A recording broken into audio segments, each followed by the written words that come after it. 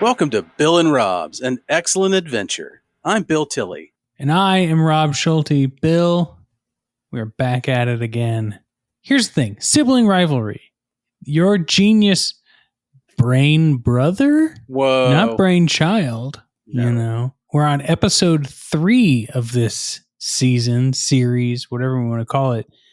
And I got to tell you, man, I love visiting the mind of Bill.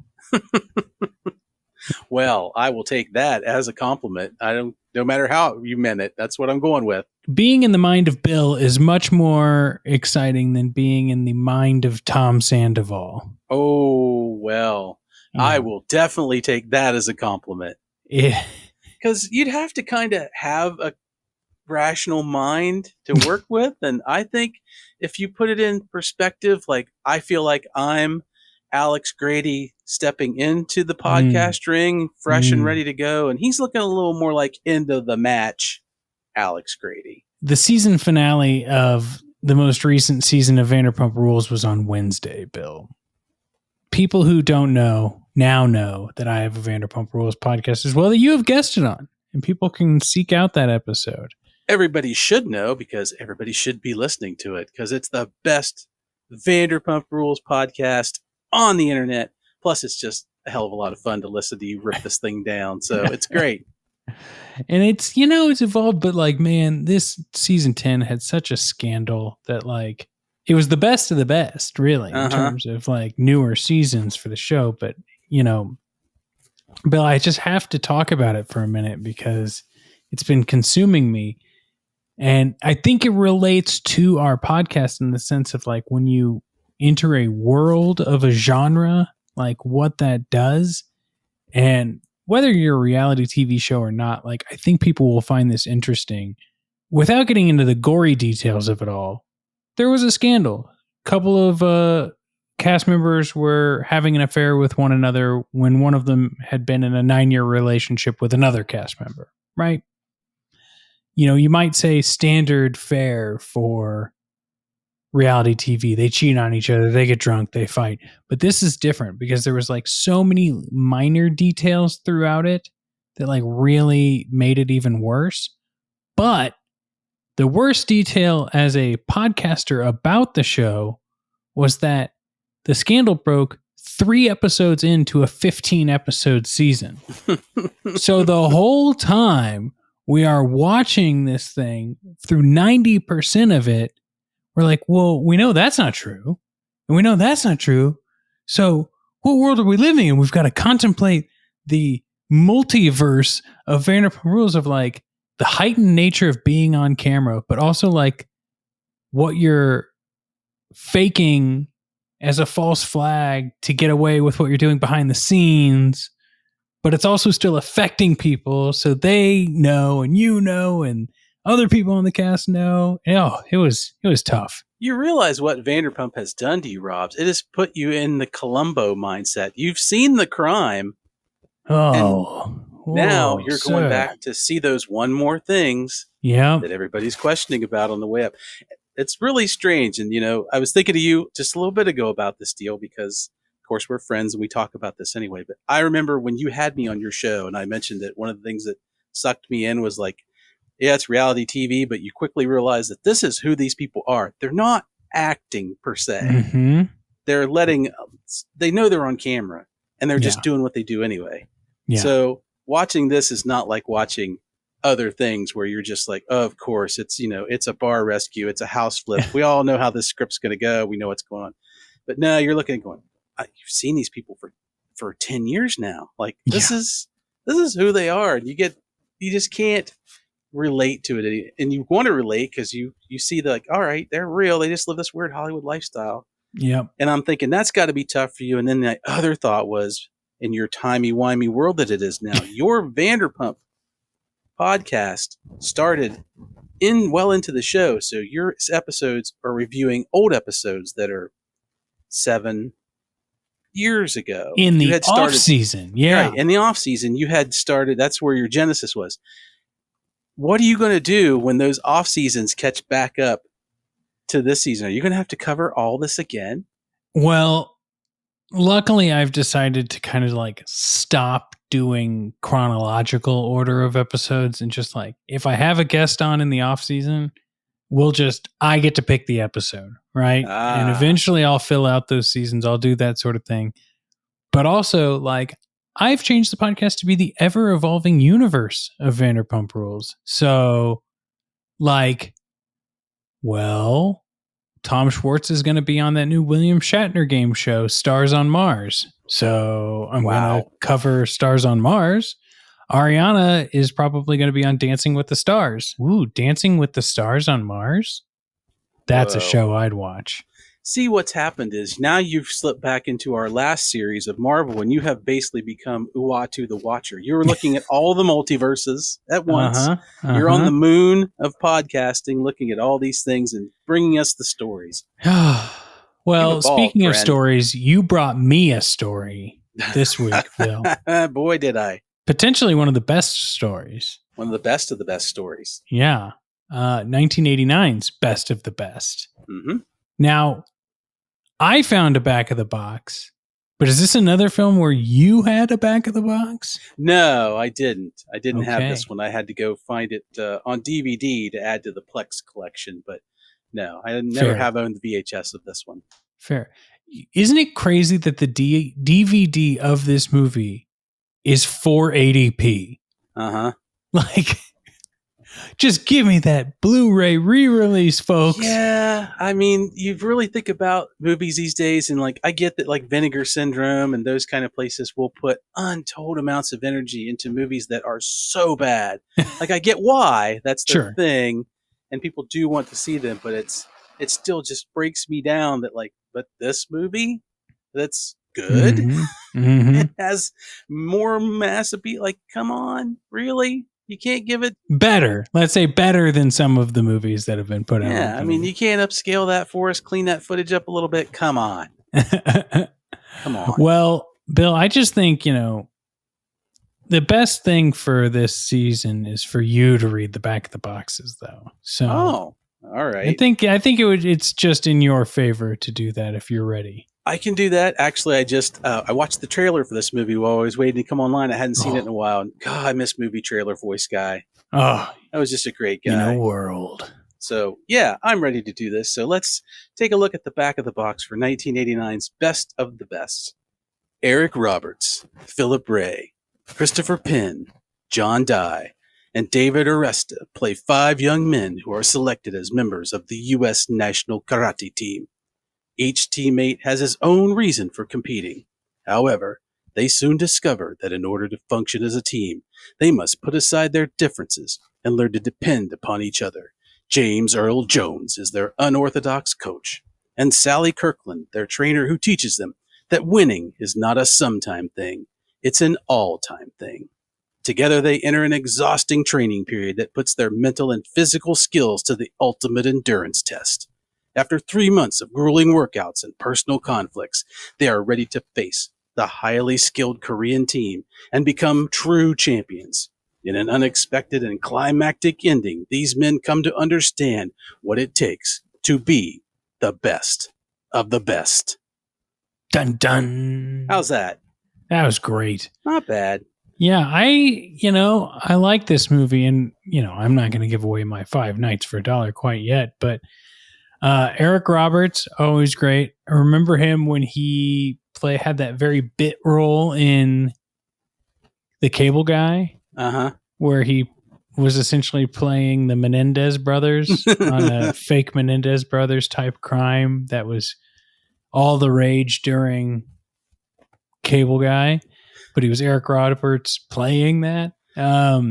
Genius. I was introduced to Eric Roberts in the movie The Coca-Cola Kid. Ooh, which is what was that about? It's a very cult movie. He plays a Coca-Cola employee who's basically he's trying to break into the Australian market and get them to adopt and sell Coca-Cola down there, but he has to basically try and take out the local down home pop bottling maker there and wipe them off the face of Australia so that they can take up their business. And It's by no means a kids movie. I watched it because my dad drove a truck for a Coca-Cola canning plant. Mm-hmm. Trust me, it was not what I thought it was, but I wound up watching it, and I just kind of fell a little bit in love with Eric Roberts. He's in that Jim Carrey movie. He kind of reminds me, if you cross Jim Carrey with maybe, I don't know, William Dafoe.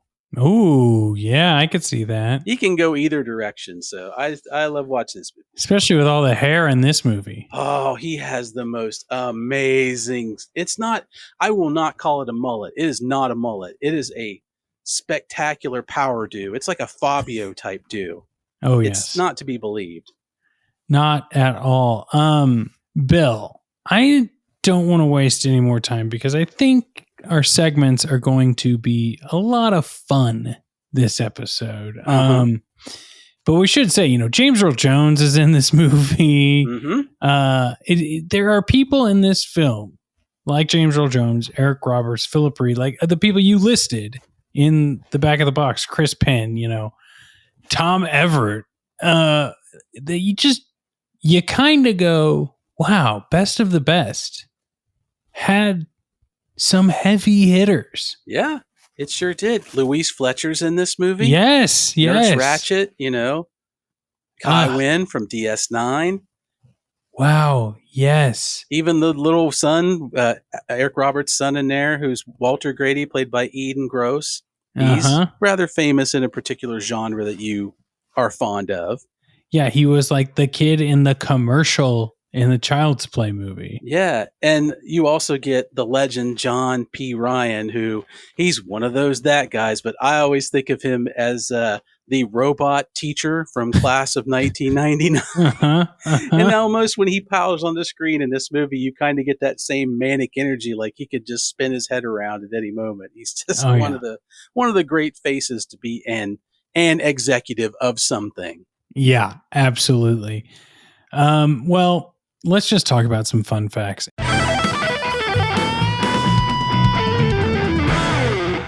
I'm just going to start us off. I think one of the most fun facts of this entire season is that this is our third episode, and it's our third movie that was released in 1989. What was going on in 1989 for you, Bill? I don't know. I hadn't even put those simple facts together when I saw your note about that to me, and I was like, oh, wow, look at that. But I don't know, man. I was, it was the summer of Batman, so I don't know if some of that energy spilled over into the movie theater, and everybody was just consuming movies because they were just in a ravenous mood. I don't know. But tell me this, Bill, where were you in 1989? 1989, I was a sophomore in high school. Okay, so that's important movie time. Yeah. That is, I was a sophomore in high school. Well, let's see here. I want to see what movies came out in the year 2000. Nice. Yeah, it's always fun to look those lists up. Because I think that's important. It is. I graduated in 2003, so 2000 would have been sophomore year. Oh, yeah. And it makes so much sense now with the cursory search, Bill. And we're going to look at 1989 as well. We know 4 movies, including Batman. But sure. American Psycho. Gladiator. Oh. Fight Club came out the year before, which is big amongst high schoolers who didn't get the actual message, and some who continue to not get the message. Traffic, Requiem for a Dream, Almost Famous, Memento, Snatch. I'm like realizing now how much this year actually affected me in terms of movies. Oh, yeah. One thing that I also would like to point out, I kept thinking like there's this new Dungeons and Dragons movie that just came out this year, 2023, Honor Among Thieves or whatever. I've heard of it. I was like, isn't there another Dungeons and Dragons movie? I was like, is it this? And yeah, year 2000, there was a Dungeons and Dragons movie. Yeah, we may have a list on our super secret list of potential series that may have something to do with that particular movie. Well, some others I'll just say real quick. X-Men, Aaron Brockovich, Final Destination, Coyote Ugly, Oh Brother, Where Art Thou? Like, this was a big movie. So now going into 1989, Bill. So, like, I also think this is, I'm sorry, like, I'm on a bit of a tangent. We're talking about best of the best, but talking about movies. That's what we do. This is so interesting to me to just see where these things affect us. And so, 89. You got Batman. You got The Little Mermaid. You've got Major League. Oh, yeah. Dead Poets Society. Uncle Buck. Last Crusade. Roadhouse. Mm-hmm. Weekend at Bernie's. Born on the 4th of July. Honey, I Shrunk the Kids. Back to the Future 2. Do the Right Thing. Field of Dreams. Like, these are 2 exceptional years for film, but in totally different ways.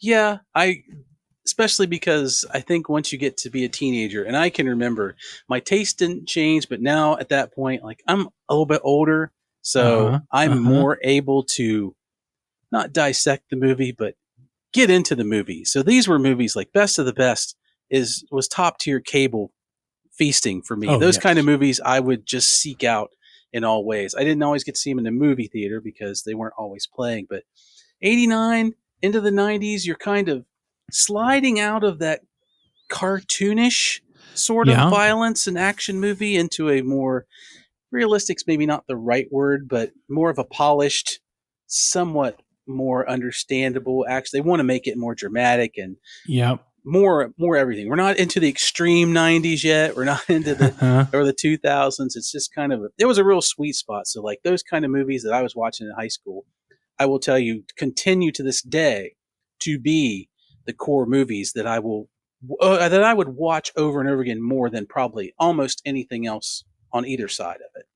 Oh, interesting. Because they could really make an impact on me as a young as a teen, early teen, sliding in. You're trying to become an adult, and I was kind of an old man from the start. So, say it ain't so. Right, but you could look at. And you're 8 years old and you see Chuck Norris kick a guy in the head and you just want to run around and kick pillows all over the living room. But when you're 14 and you see Best of the Best and you're like, I might want to take karate. I might want to take that Taekwondo. Could be something I could get into. Rob, I did. I took it in college. And because of things like this, because the images were in my head of like, they're not crazy, but they showed you people doing things that are real. Yeah. In a dramatic setting. And that kind of took to me. So I wish I'd stuck with it. I didn't, but these were formative years, your teenage years. Things will really make an impact. Yeah, I this was around the era that I had done some Taekwondo as well. It makes a lot of sense. Mm-hmm. It was a hype in the area, in the world, in the United States, I think is what I'm trying to say. And I'm for sure, like, for me, I can definitely say, like, I could look at these movies and see, like, Eric Roberts characters or even, an everyman John McClane or something like that and see things that, like, I want to be that kind of thinking in this kind. I want to be that kind of good person or, I want to be that kind of strong to stand up for what I believe in. And it's not make-believe anymore. It's serious. You start to become who you're going to be. And if you're lucky, like we were, you get some good movies in that time to show you the way. Yeah. And I think that's a something we can talk about even further as we go on. But Bill, I got to know another one of your fun facts. Well, this is our third 89 movie in a row, but I found out that there are 4 of these movies. There are 3 sequels to Best of the Best. And Philip Ray is in every one of them as Tommy, and he filmed all 4 of them back to back to back to back. I did not know that. Wow. He rattled them right out. He became a writer for the last 2. I think he directed the last 2. I was like, you got to be kidding. Can you imagine just you did 4 of the exact same film in a row? And this isn't like low budget, movies like Bruno Mattei, Philippi, where you could, Strike Commando 2 or whatever. Yeah. These are American productions and things like that. And it's like, wow, you played the same character for like, I don't know, 3.5, 4 years straight. Talk about TV show, Yeah. Imagine being Dwight Schrute now. I don't. The thing is, I don't know if it makes the impact it does. I'm sure it does for the actor because that's long running things. Uh-huh. I guess the legacy is that there's so much streaming stuff. I don't think you get quite typecast quite as easy. But I can't imagine or a Frasier. He basically played the same character for what, almost 20 I years. think he has the record of playing. Yeah, and now they're going to do a reboot of that, or not a reboot, but a continuation. Yes. Yeah, so the streak continues. It's quite the accomplishment. So here's to Philip Ray for grabbing the ring and running with it. Well, on the same lines with Philip, Kane Hodder is in. Oh, I think. There's 4. Yeah, you just said it. There's 4. I think Kane Hodder was in 3 of these movies. Of course, most horror aficionados will know Kane Hodder is probably the most popular person to portray Jason Voorhees. But he plays like a different character in each movie, but I love the idea that it's potentially just the same guy who gets his ass kicked and just comes back and has like a new profession. Like he's the drunk in the bar that accidentally like punches his girlfriend in the movie.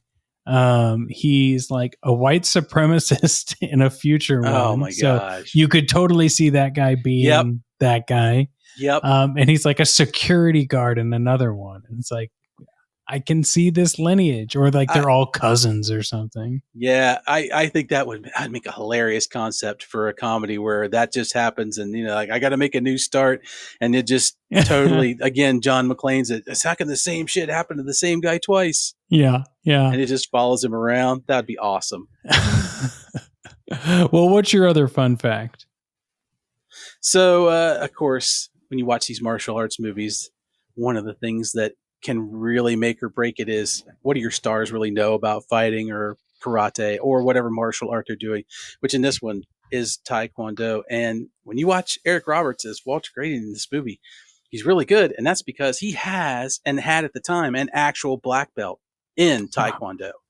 And so, he pops on and he's got some really neat stuff. He's got that strange Karate Kid-like stance that he goes into. When he starts his matches. It's not a moves per se, but his fight scenes are great and his training looks great. And of course, Philip Ray he's a master martial artist too.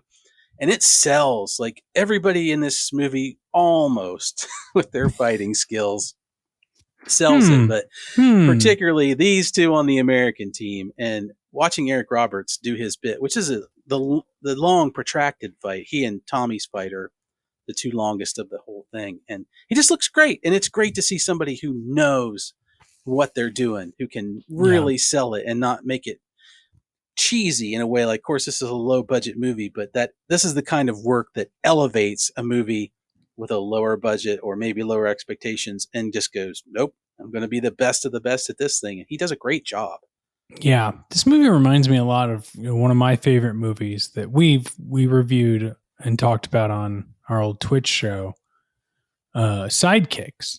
It is very Chuck Norris-y. That's obviously a Chuck Norris movie, but this has that same sort of vibe, but like not as like ham-fisted moral lesson at the end. Like it's got a good story towards the end of this movie, but it's not a Chuck Norris level of magic in it. Right. Yeah. There's no overlying crime ring that has to be knocked out before the team can take off. It's all contest driven, which also there's no kid in a wheelchair at the end who picks up a karate magazine and is like, yeah, that's going to be me, Yeah, shakes his broom to the stars and promises, he'll take up the mantle. No, there's none of that. It's all very relatable. When you get a Chuck Norris or you get someone like in that movie, Jonathan Brandis, rest in peace, did train to learn how to do that sort of stuff. And it makes a difference because I don't know if Joe Piscopo has a martial arts belt of any sort, but I do know they didn't really show him fighting much in that movie. No. Yeah, I don't know. I think there's a big difference between working out and, knowing how to fight. But, it's the Rocky syndrome. You start out with people who aren't boxers, and depending on what you put into it, you can sell it or not sell it. So, and like you said, the Chuck Norris movie. Of course, Chuck is an amazing martial artist. We Of all know course. this. Yes. But the kind of movies he makes are not these kind of movies. And these are the more Karate Kid like inspirational, realistic, quote unquote type of stuff. I actually saw a quote that said Chuck Liddell, the UFC fighter, this is his favorite movie. Wow. Like this inspired him to go and do what he did, which was become one of the best fighters in the world. It's that kind of thing. Or, it's a movie that gets you to go, I should start running. I should start working out and hitting that old bag again. Yeah, it really does. And I love that sort of like motivational film. But let's move on to our likes. Absolutely. I'll start off with the fact that everyone on both these teams, both the US team and the Korean team, everybody looks real. And what I mean by that is they all aren't like Chong Li, Bloodsport, crazy-eyed, strangely proportioned, or behemoths and unstoppable killing machines like Dolph Lundgren or anything like that. Like they're all regular-looking people. So you could totally see them, and that's what they are. They're not really playing characters, especially the Korean team. Like they're brought in to be a Korean Tae Kwon Do team, and that's exactly what they are. And they look like somebody you could actually meet somewhere, and they act like regular people. Eric Roberts' character Alex Grady has a job at the Firebird building plant in Michigan, and you see what his life is like at home, and you see where the other guys come in. Even the character who's a Buddhist, Virgil. He's not defined by some weird stereotype. It's part of his makeup, and that's what you do. And you just go, oh, and you learn to make him like you were meeting somebody in a dormitory. Sure. And they're relatable. So the only one that's kind of an outlier for that is, of course, Travis Brickley, played by Chris Penn. And I'm sure we'll get to him later. But I really like the fact that this is not a superhero looking movie where everybody's just roided up or just they're acting in ways that people just don't act, or they're so driven like they can't blink or look or anything like that. It's very, very relatable, and that makes another big impact on what you're watching on screen. So I really like that. Yeah, I do too. And I couldn't say it any better because I've said it in past movies. Like I love when a movie has texture, and I think real people add to that texture. It makes a film more believable. Whereas like, that's something with superhero movies. Like I know that they have to be fit and in shape, and maybe the super serum makes them that way, but they need to also look real. And I think that's like a big problem I have with, say, like Spider-Man movies.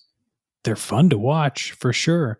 But in the MCU, everything has to be this nanotechnology that fits them perfectly. Like, I want to see shitty costumes from a character that would have a shitty costume. Yeah. Make it real. Act the part, and you'll go with it. Yeah. Yeah. I'm taking a step back with my like just a bit. And I think it's in the same vein of what you were saying, Bill. And that's that like it's a fun late 80s fighting movie. We talked about like why that's fun. But you have nothing to win or lose by watching this movie. Not that you're ever going to like win the lottery by watching a movie, but like it's just a fun flick to experience. It's nothing you have to invest a lot of time or energy into. It's not going to like really make you think about the world differently. Might make you jog around the block, like you said, but it's like just a fun movie to put on. You could like be tinkering around your office and have this movie on and partially paying attention or not. You could be fully paying attention to this movie and get something from it and enjoy it. Or you can just have it as a movie. Then I think those types of movies have value, like being able to be like, yeah, I'm just going to put it on because it's a movie that brings comfort almost just to be on. And I like that a lot about it. Totally agree. Oh, what's another like that you've got? I like the fact that they were able in this movie to incorporate kind of spiritualism and mental acuity and positive thinking things and talents and lessons without making it some kind of mystical nonsense that 80s action movies can fall into that easily trips out to where all of a sudden, And I'm not ragging on any of that kind of stuff. Those things have their place, but it's kind of like the point where Karate Kid, when Mr. Miyagi does the hand thing and heals Daniel's Mm-hmm. shoulder, it's like that kind of comes out of a little bit out of nowhere, and you're like, oh, all right, in a Yeah. movie that's already a little bit out of nowhere that he got that good at karate that fast, but not the point. And in this one, like they have Sally Kirkland's trainer, whose name is Catherine Wade, and she's their spiritual advisor. And she does it like a teacher. Like she says she's been in the Far East, she's learned some things, and she incorporates them in a teaching lesson thing that you could totally see working within an athletic environment. And that really grounds everything and doesn't Absolutely. make it seem heavy-handed or dumb. And like you said, Rob, it's not a big production, but it's just one of those things that flows along this movie that you can pick it up or not. And she makes one great quote in this movie that I would say would definitely make a great t-shirt in our in our store. Winning isn't a sometimes thing, it's an all-time thing. And those little bits, like, they stick in your head. And that, I think it's really great that Yeah. they didn't chintzy that way. And I don't know, I guess also maybe because I don't feel like it's so much a thing where they brought her in. Of course, she's an attractive lady, and I'm sure that's part of this thing for something for the people to watch in this movie. And she's not Asian or Middle Eastern or anything like that. So I don't know that it feels like it's appropriation that she's doing it. She's saying she's done it as a teacher, so that I like. This is kind of like the best you could do with this concept in 1989, and I really like that they didn't make it just over the top nuts. That she didn't run out in the middle of the thing or do some weird kind of point and focus your power that causes something to fly across the room or anything like that. So Mm-hmm. good on them for Mm-hmm. that. Yeah, and I think that at the end of the day, what is she teaching them? How to meditate and think about things. And especially, like, it's hard to get men nowadays to sit with their thoughts and work through their problems by like calming themselves down, So being able to even put that idea into a movie in 89, I think is a step forward. Yeah, and really present it as something to be taught and not just some fun spiral out of control weird magical moment that just, oh, this will be great, Yeah, and it'll look great on screen, and absolutely. she'll actually, her hands will glow and these things will, nah, she's just a teacher and I love it. It's not Mortal Kombat, Yep. Well, my other like, Bill, is it falls in line with everything we've said. Like, everything is very real in this movie, down to the point that the training facility looked incredibly boring. I made a point of noticing that on my end too. Like, they do this sort of like Rocky IV thing where they'll jump back and forth between the guys training in Korea and the guys training in the United States. And it's very much like, we're running through the snow in Korea and we're standing under waterfalls and we're like training with the elements. And then you like cut back and it's like, we're in the middle school gym punching dust off of our. But here's the thing, that's what gyms looked like then. Like, not everything was like high-tech equipment, of course. Like, you can't go to a gym now that doesn't like have everything built out of like really large pieces of plastic shaped in like Jetsons style. Yeah, it doesn't look like even like a Planet Fitness. Figures. It's just, and No. I watched this movie with my wife, and she's like, "Where do you think they filmed this?" I'm like, "At whatever community college wasn't having class that day," because that's clearly what this looks like. And that's fine, because you think about it, it's like not every team that's sponsored by a country for anything like the Olympics or stuff like, their training facilities all don't look like these giant palaces of training with monitors and all that kind of stuff. Yep. They're just the buildings they train in. And it's fun to watch them, just like you said, roll around on this gym floor using whatever equipment is already set out for the intramural teams that day. But yay, gets the job done. Yeah, it gets the job done. Well, Bill, should we get the job done? And if there are any things we disliked about this movie, should we talk about them? Sure. No movie's perfect. And, just because we dislike some things doesn't mean they won't be fun to talk about. So I think we tie into a couple of these. Do we now? Well, you went first last time. Should I go first this time? Sure. Not exactly sure what the overarching story was besides beating another country in a tournament, which I guess is fine. I don't quite know the stakes. And maybe that's on me. Maybe I missed something. Maybe I didn't, but like, why is it so important to beat Korea in this movie? I don't think you missed anything. It is strictly a contest that has been set up between these two people. And like you said, there's no real evolution of a lot of people, not even really Travis, who's like the redneck of the team and all that kind of stuff. But, I guess the growth comes at the end. And the only reason it comes at the end is because like 5/8 of the way through the movie, we're given the reason for why there's going to be a dramatic moment at the end of this movie. And are they going to stick to their principles kind of stuff? So, yeah, I mean, it is largely exactly what you see on screen, and they're kind of little bits and journeys to try and get where they're going. So it's all just... It's a character story. It is. It's largely a character story with a bit of an action-oriented moral quandary thrown in at the end. So what's going to happen? Yes. So I see where you can draw that conclusion. I'm right there with you. Yeah, because it's not even like the Olympics. Right. It's just a tournament. Yeah. But anyway, what else? Bill, I can't imagine you disliked much, but... Well, that's not true. I did find a couple of things that I disliked. So this is one thing I truly did dislike. So we do find out, my 5/8 remark from earlier is that Coach Kuzo, James Earl Jones, we find out through a series of flashbacks that Tommy of the American team, his brother is killed in a match, and it turns out to be against Daehan, the very man that Tommy has to fight. So there's your revenge factor. You see that play out, which of course that from the earlier flashbacks, but they drag it out a whole lot.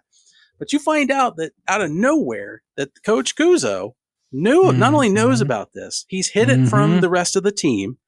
He's hid it from Catherine Wade, the new trainer, and he's not really hid it from Tommy, but he knows this trauma, and yet he reacts like nothing is going wrong, and he puts this guy whose brother was killed by this other man he has to fight. And he does this on purpose. He puts him up there. He trains him. It's like, dude, that's not okay. What you're doing is 1,000,000% not okay. This man has gone through major trauma. He's lost his brother, and he's clearly got some psychological issues. And you're just going through the day like, just another thing. And then he's got that just another day. Just another day. Like you said, it's like, well, we got to win this match, but like, he's not... Is he winning it for him because he feels responsible for Tommy's brother, but he doesn't really act like it? And then is he doing it for Tommy to help him get over it? But he never tells him he should do that. He's never like, this is your chance, to come around and make peace. It's just this weird mess of a moment in the middle of this movie, and it really makes him look like a serious ass. It's not a good look, and it just kind of puts you back on your heels when you see it go down. It's like, whoa. Yeah. It's hard to get behind the coach in this one, that's for sure. Because you're with it. Like, he's playing James Earl Jones, of course, he's playing a great hard-nosed coach, and you're like, all right, he's doing the trope, but he's doing it James Earl Jonesy, so I'm down with it. And that movie really kind of put me off on being a fan of the coach's techniques.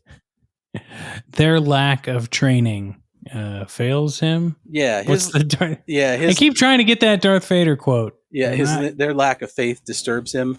Yeah, their lack of training disturbs him. Yeah, his lack of empathy at all for other human beings is what kind of knocks me back. And there's a couple of moments for that. And I will bring one up before the end of this episode. Awesome. One of my, I guess the other dislike I'm writing down to talk about is it's related to my first dislike. Like, there's not really any character arcs either.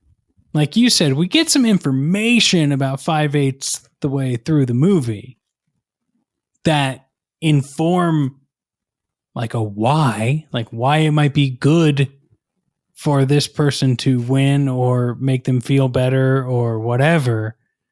But we have no reason to root for anyone except for the fact that we're informed at the beginning that Eric Roberts' character has a busted shoulder and that this might be his last chance, but it's not really like sold to us at all. It's told to us. Right.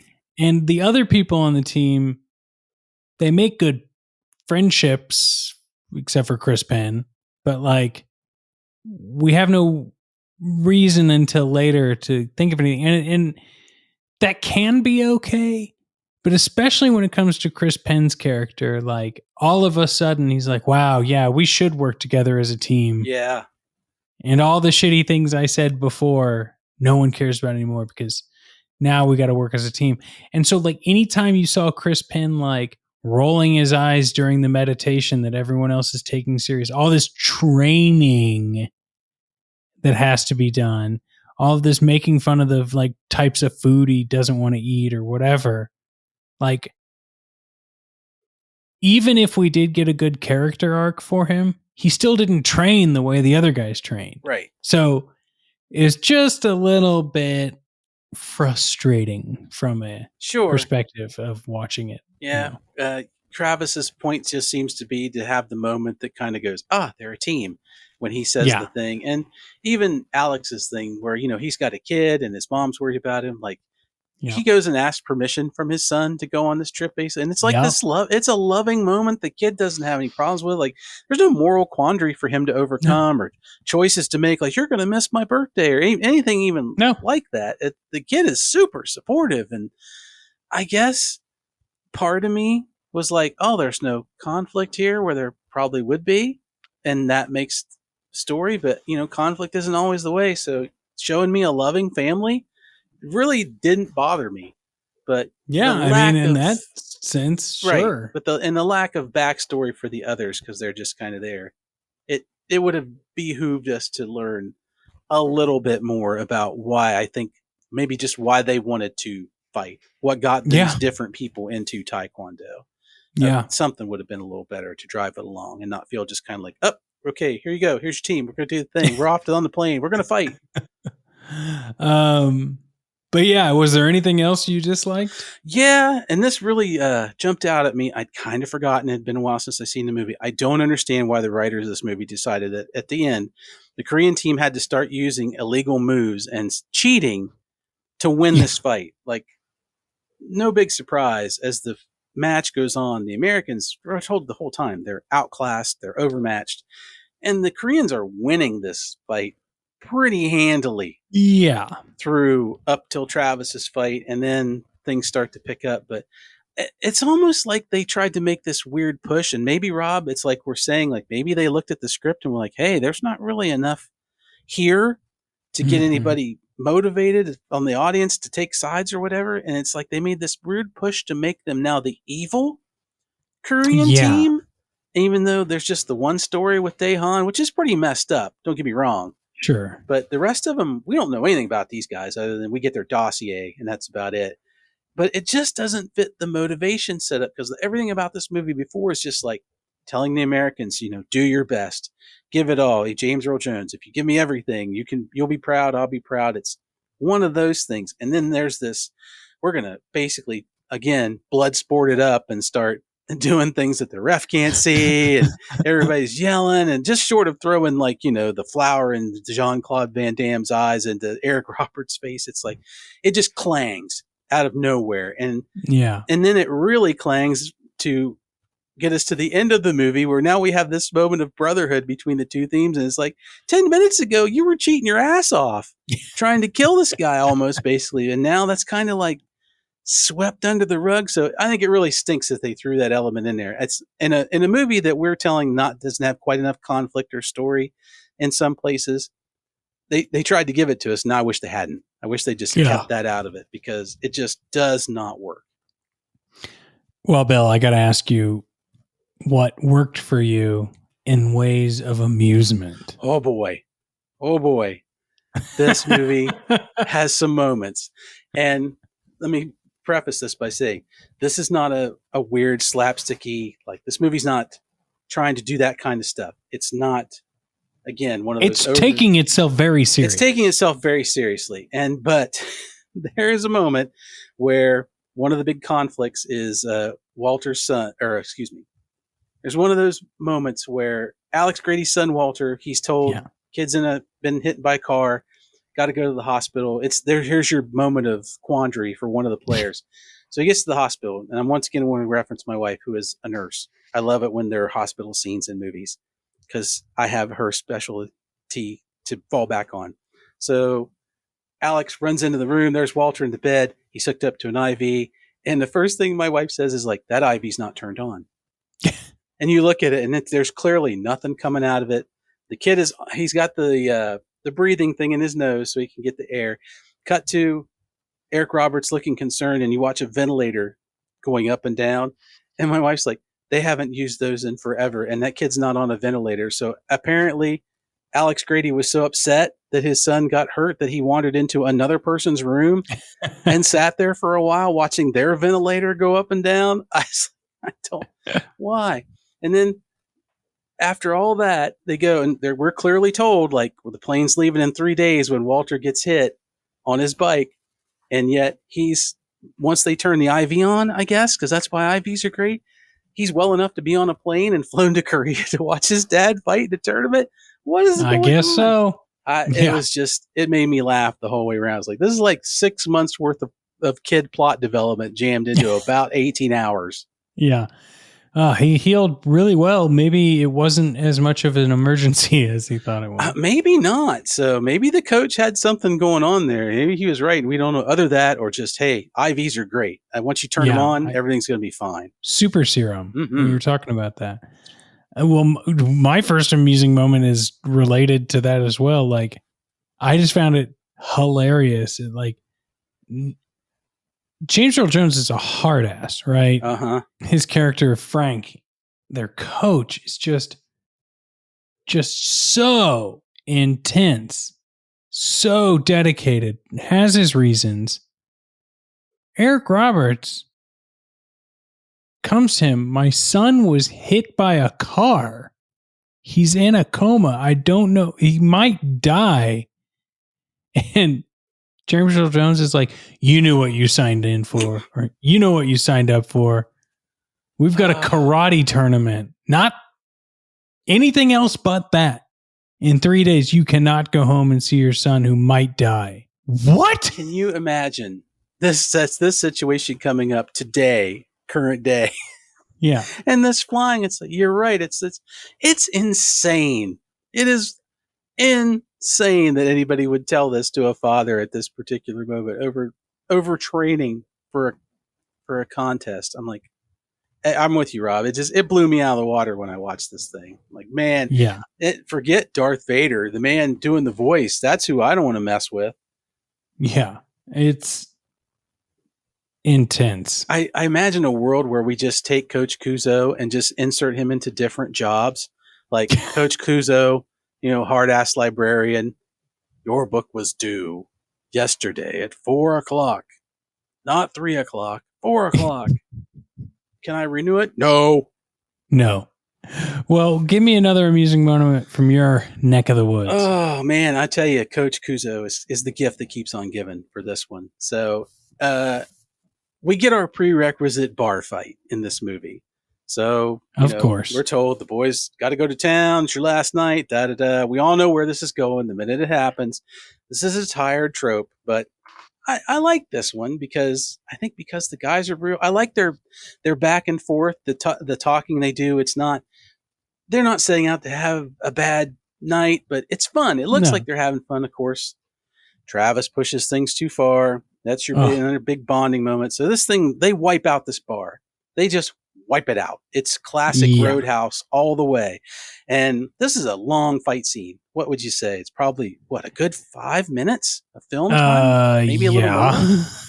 So after they have cleaned house and all the boys have whipped all the bar guys there, Coach Kuzo, who's sitting at the bar this whole time because he knew it was coming, looks around and just tells everybody, that's enough. And they're all knocked out. Everybody in the bar is unconscious. I'm like, little late, Coach. Yeah, you had a few moments there that you might have been a little bit more useful, buddy. Yeah, like, I should have told us right off the bat. Coach Kuzo, I don't know if he's a sadist or what, but he's got some dangerous tendencies as someone who has to look out for the emotional and physical well-being of others. Yeah, that is very true. That whole bar scene, ridiculous. It is, but it's kind of great. Okay, Bill. Here's my other amusing moment. Uh-huh. Chris Penn, Travis, being selected as one of the top 5 taekwondoists or martial artists in the United States. It feels like it was a blood sport thing where we get the guy from the Revenge of the Nerds who's like brute force. But this isn't brute. This isn't just general fighting. This isn't like bring whatever style you want. This is Taekwondo. And Chris Penn, unfortunately, doesn't seem to be like, he's not like completely out of shape by any means, but he is not in shape the way these gentlemen are.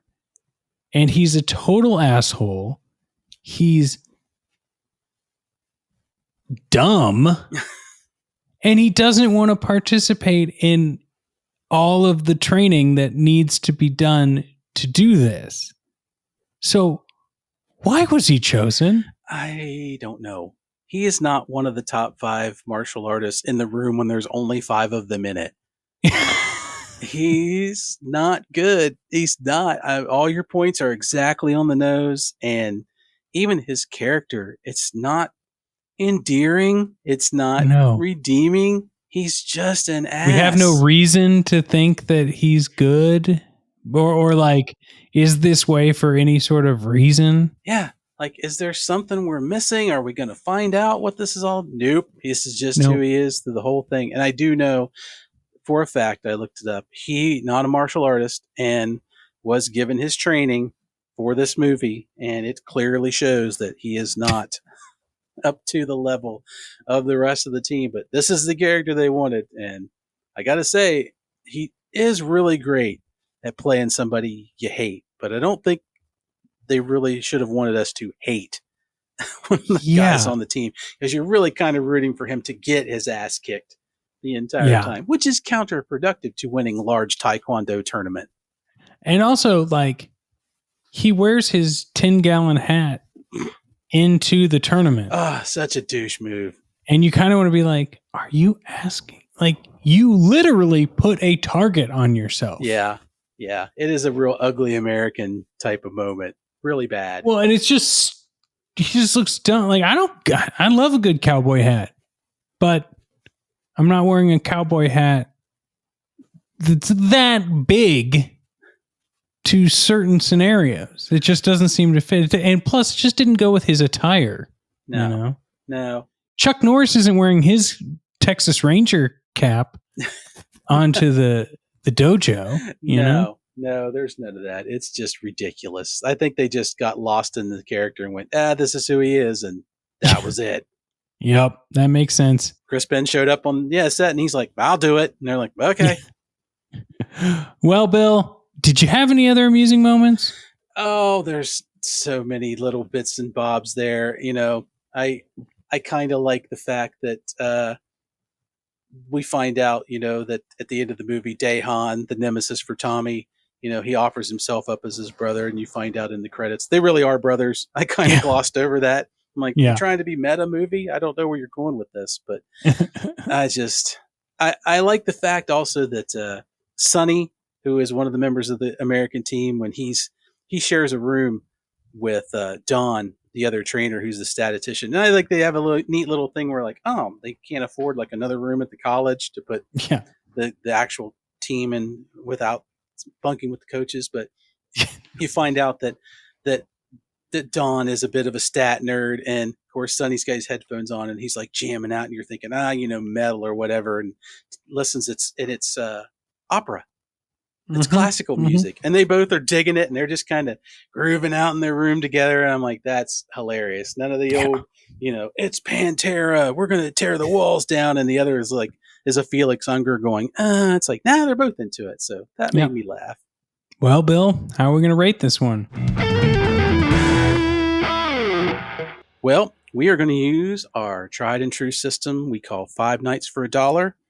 You walk into the video store, there'd be the rack in the back that had a bunch of movies, might say something like, any of these movies Rent them for 5 nights for $1.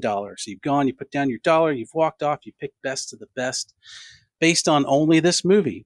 How many of those 5 nights are you going to keep it for after watching this? Rob, how many nights are you going to keep best of the best just hovering, perched in the VCR? Not in the VCR, but that short eject where you can still read the spine just sort of sticking out.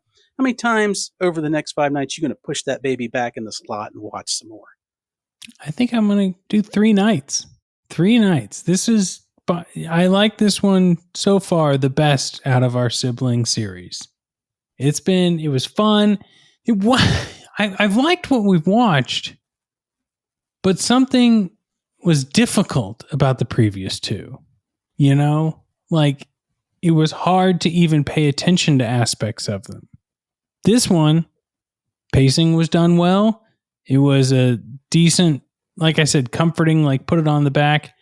You hate Travis Chris Penn's character, but like that's few and far between. And it was a nice little fighting movie. So 3. And you know what? I'll keep it the next morning and see what else I can get. So 3.25. Nice. I'm going to come in at a solid 3.5 on this one. Nice. Yeah, nice. I'm definitely going to watch it the first day. I'm going to keep it around and probably pop it in the day after. This movie is what I would call, and this is not an insult, a great little middle-of-the-road movie. It's not overblown like Driving Force, where it's a ridiculous concept, and it's that kind of movie, and doesn't quite do the job that well. It's not undersold. It's got a story. It's got a relatable concept. It's just this great little set piece with some really good actors who do everything from, I think, really great performances to even the guy and I'm not dogging on Chris Penn because if he's told to play a jerk, he played a jerk to perfection. Yeah. So he did his job. It's like his whole oeuvre. Yeah. It's not hard to follow. Like you said, you can either sit and watch this movie hard or put it on in the background and just kind of let it roll. It's not super long. It's kind of the perfect B movie. It's just this fun little thing that you can have for not a too long section of time to where it all starts to go unravel and just enjoy it. And it's shot really well, I think, for what they've got. It's not bad quality. The fight scenes are really good. You understand everything that's going on except Coach Kuzo's manic parts, which you don't have to deal with those until they kind of show up at the end and you go, all right. Okay. So outside of that, I think it's just a really great movie. And it's a movie that you can come back to and kind of, I know we don't compare these to other movies, but let me just put it this way. I've seen this movie more times than I've seen any blockbuster that I've seen in the last 15 years. More. Oh, wow. Definitely more than movies that they've spent $300 million on. I wouldn't watch a Star Wars sequel movie again to save my life, but I'll watch this movie again because it's good. It's a really good movie. So 3.5 out of 5. Love it. Well, Bill, you brought another big one to the table. We had fun. We got to thank Rob Adler for editing these things and being part of the adventure team. He's one of the best for sure. Absolutely. And we got to thank everyone else who's joined us on Patreon. And if you haven't yet, well, you're not listening to this, but we encourage you that have to send this to a friend. Convince them that they need to be the best of the best and join the Bill and Rob's Patreon. Absolutely. We want all of our friends out there to be the best to each other and to everyone around them. And please be some of our best interactors online. Chat us up on the Patreon. Let us know what you're watching. Do you like this kind of stuff? We'd love to get some feedback on these episodes. So it would be really great. We're hoping to build some community over there. And we have started. We have 5 patrons at the moment. So hello to our new patron, Jesse, as of this moment, who recorded. And all the rest of you out there. And please do share it because, we like to share our favorite movies with everybody. So please share if this is one of your favorite podcasts. Let other people know about it. It would be great. Absolutely. All right, Bill. Well, I'll see you next time. What are we watching next? Next week, we are watching the 1996 movie Overkill starring Aaron Norris. Whoa. Yeah. So I'm going to go out on a limb and say, especially based on the movie poster, it's going to be some kicking. So a little bit of kicking. Going to be a little bit of kicking going on. And there's probably going to be some people that need kicked. And luckily, I think fair. Aaron Norris is probably going to do a good job of kicking them in various ways. You love it. You love to see it, Bill. Yep. You got to love it when that last name is followed by a first name that you don't recognize right off the bat. That's why we're doing this. So we'll have a good time no matter what we're watching. Awesome. Well, I will talk to you soon, buddy. You bet. See you, Robs.